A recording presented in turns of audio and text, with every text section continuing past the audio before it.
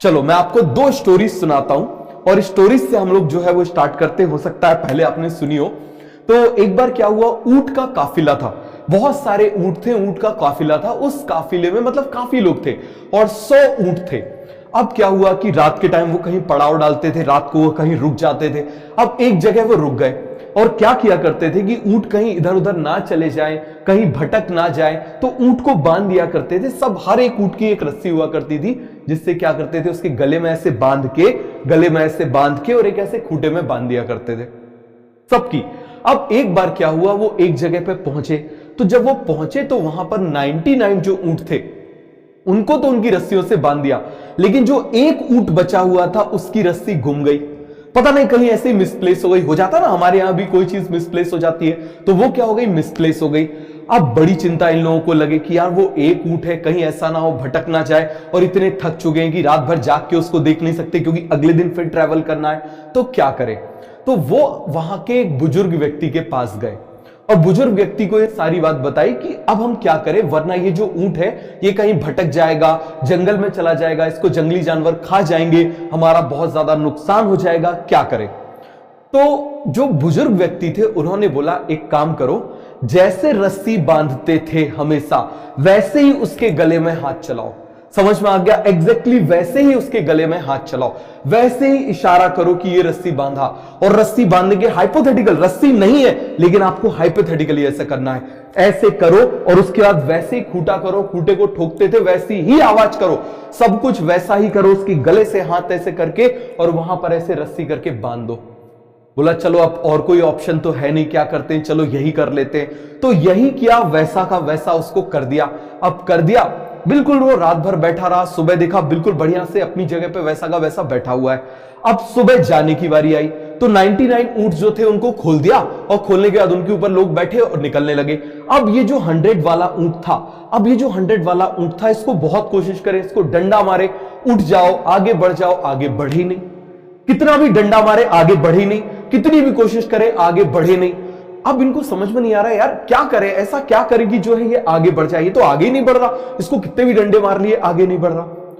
वो फिर से उसी बुजुर्ग व्यक्ति के पास गए, बोले क्या करे। तो उन्होंने पूछा रस्सी खोली तुमने? तो बोले हमने रस्सी बांधी ही कहां थी। तो बोले तुमने बांधने की एक्टिंग तो करी थी ना, करी थी कि नहीं करी थी? तो जो एक्टिंग तुमने बांधने की करी थी वही अब तुम खोलने की करो। अब वही गए, खोलने की करी और उसको वैसे किया, वैसे बिल्कुल वैसे किया, कूटा उखाड़ा, मतलब हाइपोथेटिकली वैसा किया कि भाई वहां पर जो है उसको रस्सी को खोल रहे। अब उसको किया, ऊंट बिल्कुल खड़ा हो गया जबरदस्त तरीके से। अब वो सोच में पड़ गए यार ये क्या हो गया। अब वो गए किसके पास, उसी बुजुर्ग व्यक्ति के पास गए, ऐसा क्यों हुआ। तो जो बुजुर्ग व्यक्ति है उसने बोला कि पहले जो नहीं था तुमने बांधा, तो अब तुमको वही खोलना पड़ेगा जो नहीं है। इस बात को समझना, यह ह्यूमन नेचर का बहुत बड़ा, साइकोलॉजी का बहुत बड़ा एग्जाम्पल है कि जो पहले नहीं था वो तुमने बांधा, अब जो नहीं है वही तुमको खोलना है। तो अभी पूरा का पूरा तुम्हारा जो परिवार है, तुम्हारे फ्रेंड्स है, इन सभी ने तुम्हारे ऊपर एक हाइपोथेटिकल रस्सी बांध दी है कि यू आर अ फेलियर। आप इस नीट 2022 में फेल हो चुके हो, तुमने खुद अपने गले में बांध दिया है, जबकि तुम फेल नहीं हुए हो। याद रखना, इंसान कभी फेल नहीं होता, वो या तो जीतता है या सीखता है, और तुम सीखे हो इससे। 2022 के पेपर से तुम सीखे हो कि तुमको करना क्या है। तो अब जो तुम्हारे गले पे तुमने खुद ने, तुम्हारे परिवार ने, तुम्हारे आसपास के लोगों ने जो बांध दिया है, जो नहीं है, जो बांध दिया है, जिसकी वजह जो तुमको आगे नहीं बढ़ने दे रहा है, वही तुमको खोलना है। अदरवाइज तुम आगे नहीं बढ़ पाओगे। और इसको खोलने के लिए सबसे अच्छा तरीका क्या है, तुम ये मानो कि तुम पहली बार पढ़ाई कर रहे हो, इससे पहले तुमने पढ़ाई करी ही नहीं है। वैसे ही एटीट्यूड में आ जाओ, नोट्स बनाते थे बिल्कुल वैसे ही नोट्स बनाओ, सब कुछ वैसे ही करो। ट्रस्ट करना, आपको सिलेक्ट होने से कोई रोक नहीं सकता, बट ये एटीट्यूड मैं आपसे डिमांड करूंगा। यदि आप इसको ऐसा करोगे तो आपको कोई रोक नहीं सकता। और एक चीज याद रखना, मैं आपसे फिर बोल रहा हूं, सिलेक्ट होना एक आर्ट है, ये कोई साइंस नहीं है। यहां आपको जितना ज्यादा आएगा उतने आपके मार्क्स कमाने के चांसेस ज्यादा हैं। तो इसीलिए इसको समझ लो, जितना करा रहे हैं, जितना पीडब्ल्यू में करा रहे हैं, उससे ज्यादा आपको कुछ करने की जरूरत नहीं है। नोट्स से बाहर कुछ नहीं आएगा, आप नोट्स पे कमांड करो। जितना आप नोट्स पे पे कमांड करोगे और एक सब्जेक्ट के जो नोट्स होते हैं किसी भी सब्जेक्ट के, उसको मल्टीपल टाइम्स पहले कर लो, उसके बाद आप कुछ और किया करो। चाहे आप वो ऑब्जेक्टिव करो, चाहे कुछ भी करो, पहले आप क्या किया करो, नोट्स को मल्टीपल टाइम्स किया करो। एग्जैक्टली यही स्ट्रेटजी मैंने बताई थी। एक स्टूडेंट की स्टोरी सुनाता हूं इस साल।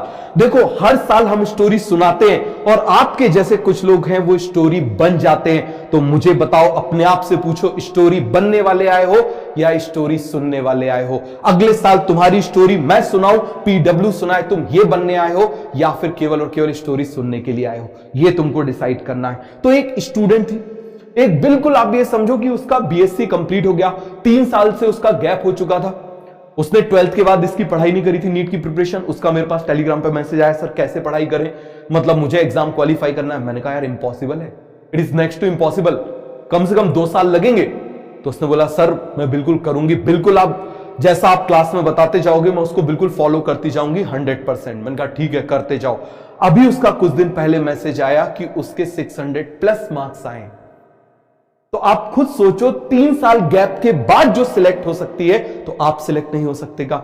याद रखना, जो स्ट्रेटजीज आपको बताई जा रही हैं ये विनिंग स्ट्रेटजीज हैं, 100% एश्योर स्ट्रेटजीज हैं। बस इनको फॉलो करते जाओ बिना डरे हुए, बिना घबराए हुए। हम आपके साथ हैं और पूरे आखिरी तक आपके साथ रहेंगे। बस इस चीज को याद रखना, आपका जो रस्सी आपने गले में बांध ली है फेलियर की, उस रस्सी को निकाल दो।